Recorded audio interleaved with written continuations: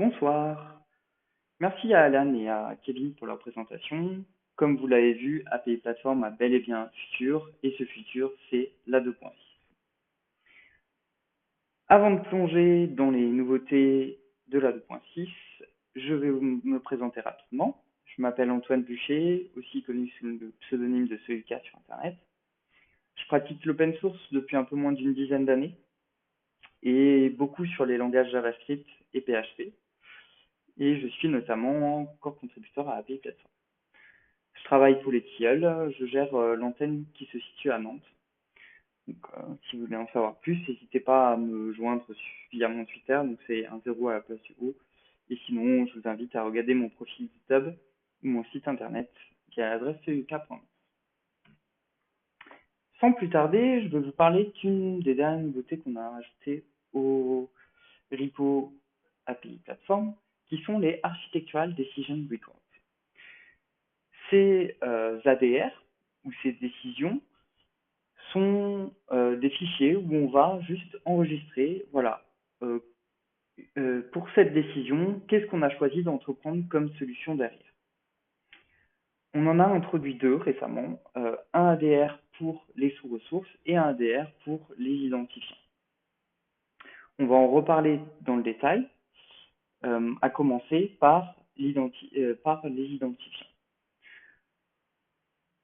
Ces décisions vont nous permettre de régler un petit peu plusieurs problèmes récurrents sur API Platform que nous rapportent les utilisateurs. Good news everyone, nous en avons fixé une bonne flopée grâce à cette nouvelle manière de déclarer les identifiants. Notamment, on va pouvoir utiliser une autre propriété en tant qu'identifiant, renommer un paramètre d'identifiant, désactiver aussi les identifiants dits composites. Attention, vous ne pouvez pas encore déclarer des multiples identifiants sur les sous-ressources, ce n'est pas encore supporté et ça sera source de problèmes. Voyons voir ces identifiants. Aujourd'hui, si vous connaissez un petit peu API Platform, ceci est la façon de déclarer une ressource ainsi que son identifiant en spécifiant qu'il a une API property avec un attribut ici identifier. Ceci, depuis la 2.6, cache une information qui peut être donnée via l'attribut identifier. Ici, on va avoir là le paramètre dans l'URL, qui est ID, et en face, un tuple qui est fait en première valeur de la classe et en seconde valeur la propriété de cette classe qui rapporte l'identifiant. Donc ici, ceci est le paramètre et ceci l'id de la classe utilisateur. Bien entendu, le API property identifier true est toujours nécessaire. Voyons voir un autre cas où on vient finalement remplacer cette propriété ID par username. Tout ce que vous aurez à faire dans la 2.6 est de dire API resource identifiers égale username. Par défaut, lorsqu'on met ça, API Platform va automatiquement prendre la propriété username de votre classe user. Ce serait bien entendu modifiable à souhait. Ici, cette URL nous donne donc user/username qui est un paramètre et par exemple, si je voulais récupérer ma fiche d'utilisateur, j'irais taper dans l'API user/Solika. Autre exemple, aujourd'hui, API Platform respecte la RFC ce qui est conseillé par la RFC des URI et va, lorsqu'il y a plusieurs identifiants, les transformer en ce type de chaîne de caractères où vous allez avoir propriété 1 égale valeur 1 et propriété point virgule, propriété 2 valeur 2. Donc par défaut, ceci est activé sur API Platform et dès que vous avez plus d'un identifiant, nous allons utiliser ici un ID en fait qui va correspondre à cette valeur que nous allons rescinder en deux pour faire correspondre les valeurs.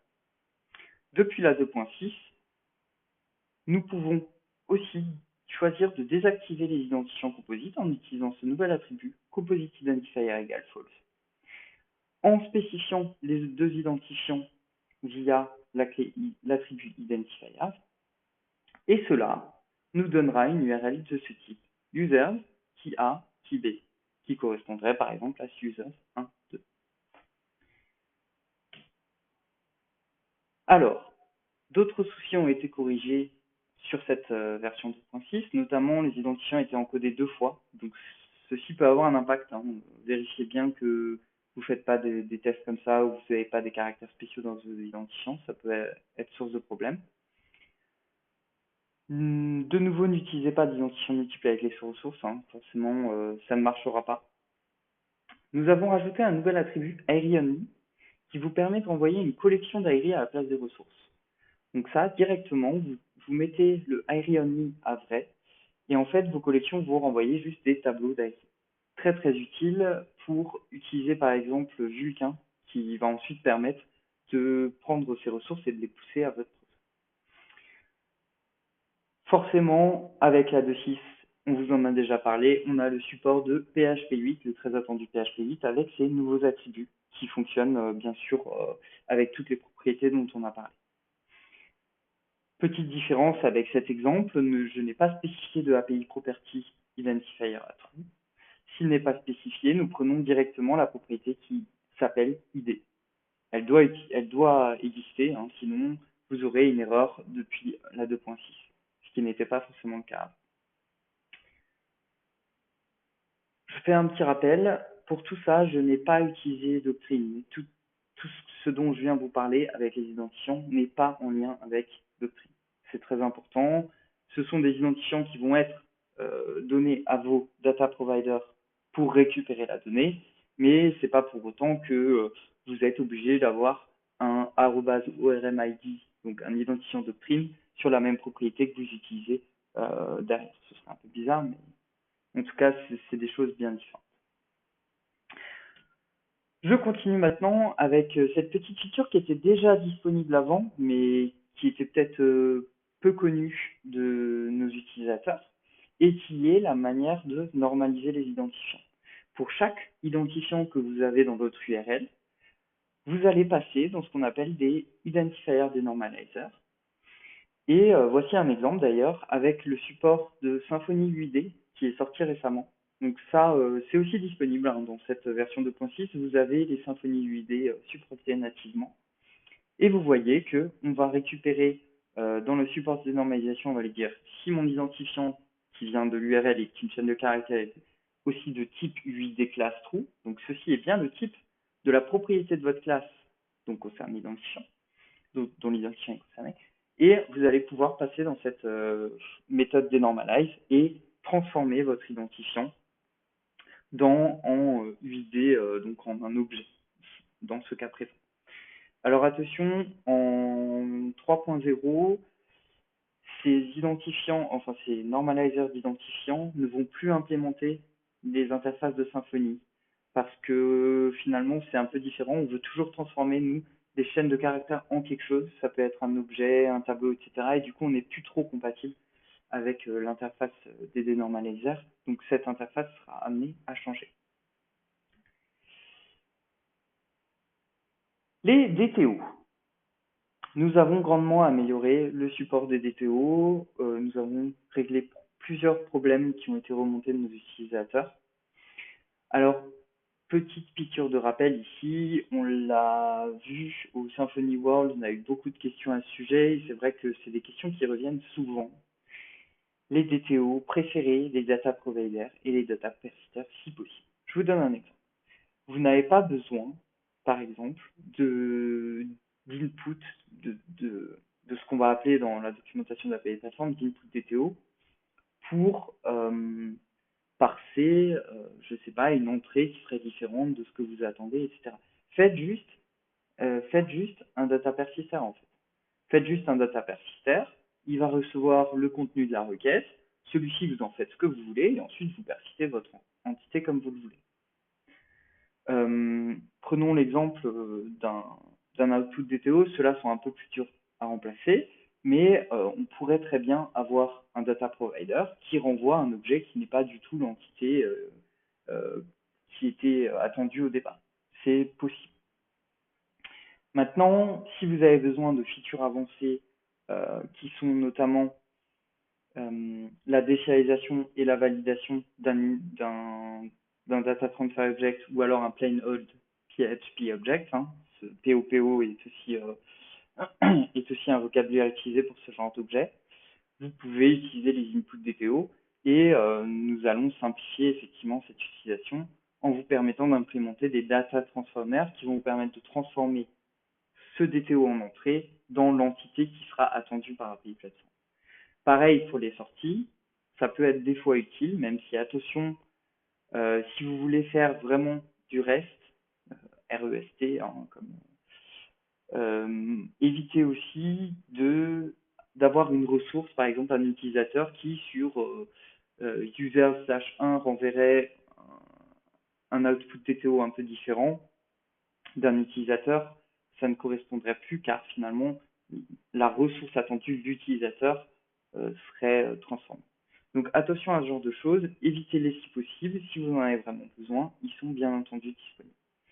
Pour rappel, ces transformers, ils arrivent au moment de la désérialisation, ou alors au moment de la serialisation pour ce qui concerne les outputs.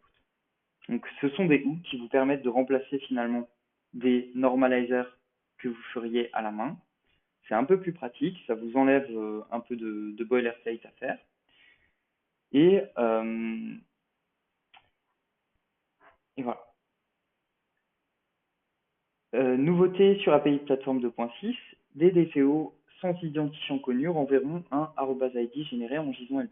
Ce qui n'était pas le cas avant, effectivement, vu que la propriété @id est requise en JSON-LD, nous allons le générer lorsqu'il n'est pas trouvé. Cela vaut aussi pour les ressources qui ne seraient pas, plutôt les POPO ou des TTO qui ne sont pas des ressources, qui ne sont pas marquées avec des API ressources.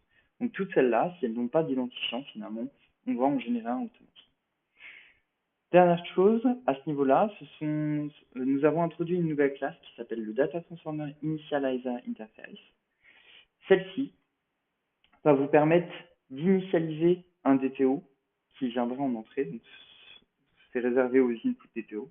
Et par exemple, ici, vous voyez dans cet exemple, donc dans cette méthode initialize, je viens récupérer l'objet qui va être, donc admettons c'est un put, hein, donc ça ce serait l'objet qui existe déjà. Donc s'il n'existe pas, on va renvoyer un initialize DTO, input DTO. Par contre, s'il existe, on pourrait récupérer direct des informations de ce DTO et des informations de la ressource et les agrémenter dans le DTO. Et vous voyez ensuite ici, dans la fonction transform, le manager sera déjà disponible. Voilà pour les DTO. Autre grosse amélioration d'API Platform 2.6, c'est le support d'OpenTAP. Oui, je sais, nous avons toujours eu un support de Swagger, enfin du moins depuis les premières versions stables d'API Platform. Nous avions dans les débuts un support de Swagger qui a été depuis renommé OpenAPI. Au sein du code, qu'est-ce que ça change? Vous aviez un documentation normalizer que vous alliez étendre si vous vouliez modifier cette documentation. Aujourd'hui, elle s'appelle du coup sur cette réimplémentation OpenAPI Factory. Je vais vous montrer ça plus dans le détail tout à l'heure. Bien entendu, Swagger c'était la V2. Aujourd'hui, elle est dépréciée, donc on vous conseille vivement de ne plus l'utiliser et de passer à la V3.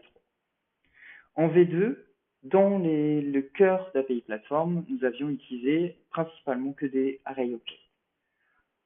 Dans cette nouvelle réécriture, vous avez une classe pour chaque objet de la spécification. En effet, pour les infos, donc ici les infos qui sont décrites dans la spécification, dont vous avez le lien ici tout en bas, pour cet objet info, nous avons une classe info dans API Platform. De même pour les serveurs, pour les licences et ainsi de suite. Ceci va grandement nous aider pour continuer à supporter les mises à jour de OpenAPI. Donc dès qu'il y a une mise à jour de la spécification, pour nous c'est très facile de venir changer ça dans le code source. Aussi, pour vous, cela simplifie énormément la modification de cette OpenAPI. Avant, on allait modifier des tableaux de tableaux, c'était un peu... Ça marchait, mais c'était moins lisible. Ici, nous allons décorer du coup cette Open API Factory dont j'ai parlé il y a 30 secondes et on va venir l'agrémenter. Donc chaque élément de ces objets, donc tous ces objets-là dont je vous ai parlé, donc que ce soit OpenAPI, info, serveur, etc., sont immutables et il faut donc passer par des withers, donc ces méthodes qui commencent par with, pour venir les modifier et rajouter vos informations. Ici, par exemple, on va venir récupérer les passes. Donc ça, je vous invite à lire la spécification OpenAPI, il y a une liste de passes. Et on va venir ajouter un chemin à nous qui n'a pas été donné par l'API Platform avec des paramètres et ainsi de suite. Ici, on peut aussi modifier les informations de mon OpenAPI en créant un nouvel objet info avec mon titre, ma version et ma description. Nous avons ce WithExtension Property qui est un peu spécifique car il va nous permettre de rajouter des propriétés custom à OpenAPI. Donc ça s'appelle des extensions dans la spécification d'OpenAPI. Il est recommandé qu'elle commence par X- d'ailleurs et vous pouvez rajouter absolument tout ce que vous voulez là.